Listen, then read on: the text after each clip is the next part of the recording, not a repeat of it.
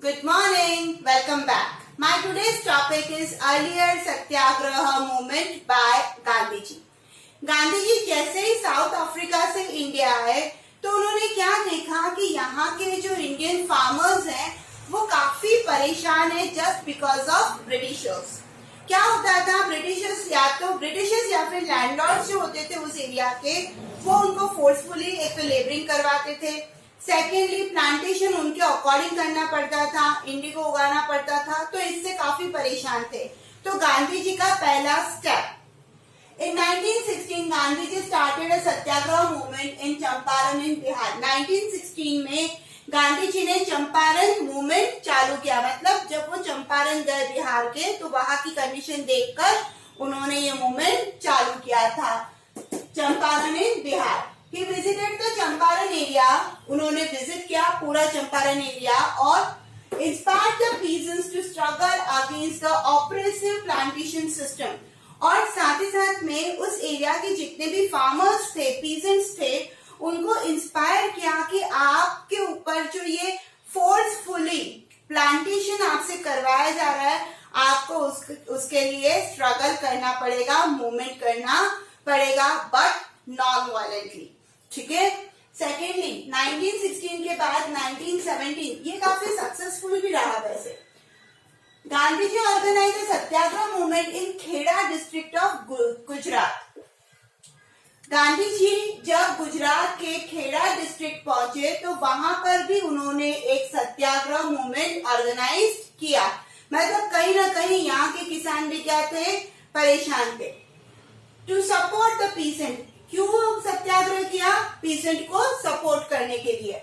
Affected by crop failure and plague epidemic, the peasants of Kheda could not pay the revenue and were demanding that the revenue collection should be released.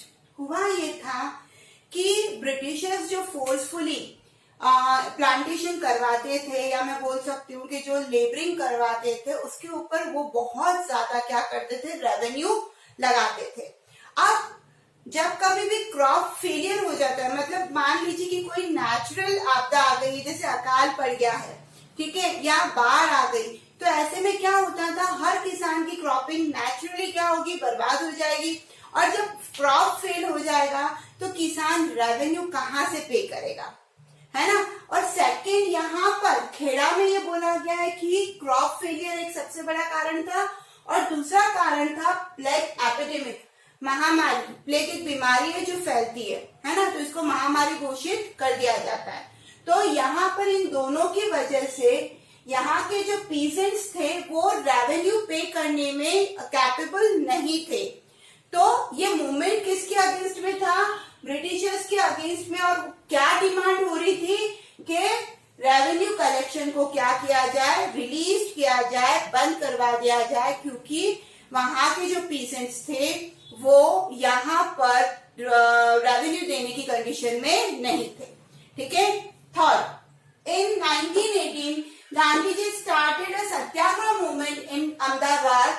Gandhiji persuaded the cotton mill workers of Ahmedabad to start a struggle.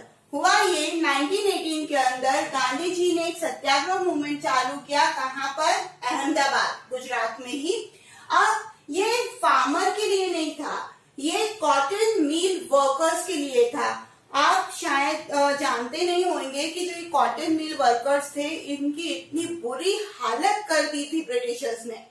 ठीक है. इनको घंटों काम करना पड़ता था, इनके लिए लंच ब्रेक न के बराबर होता था. इनको यहाँ तक कि उस मिल में ही रहना, खाना पीना, सोना सब कुछ करना पड़ता था. ये बाहर नहीं जा सकते थे. और जिस गांव से ये आए थे वो गांव तो इनको मतलब परमिशन ही नहीं थी मिल के बाहर जाने की. तो इनके रिश्तेदार जो फैमिली गांव में रहती थी वो उनसे कैसे मिलेंगे. तो बहुत ज्यादा प्रॉब्लम यहाँ पर थी.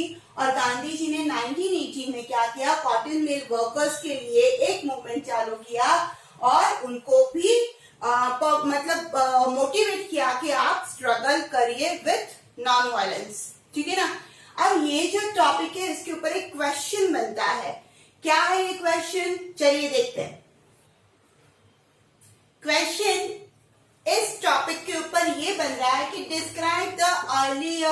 सत्याग्रह movement started by Gandhi ji after his arrival in India from South Africa. ये जब क्वेश्चन आता है तो आपको ये 3 पॉइंट लिखने हैं, 1916, 1917 और 1918 के, ठीक है। जिसमें 1916 में क्या हुआ, चंपारण इन बिहार फार्मर्स के लिए था ये। फिर 1917 में क्या हुआ, खेड़ा ऑफ गुजरात फार्मर्स के लिए था ये भी। और 1918 में जो स्ट्रगल हुआ, मूवमेंट हुआ, वो था कॉटन मिल वर्कर्स अहमदाबाद के। आई होप बहुत इजी टॉपिक है, वीडियो समझ में आ गया होगा। तो लाइक करिए, शेयर करिए, कमेंट करिए, सब्सक्राइब करिए और पढ़ते रहिए social studies with Sangeeta. Thank you so much.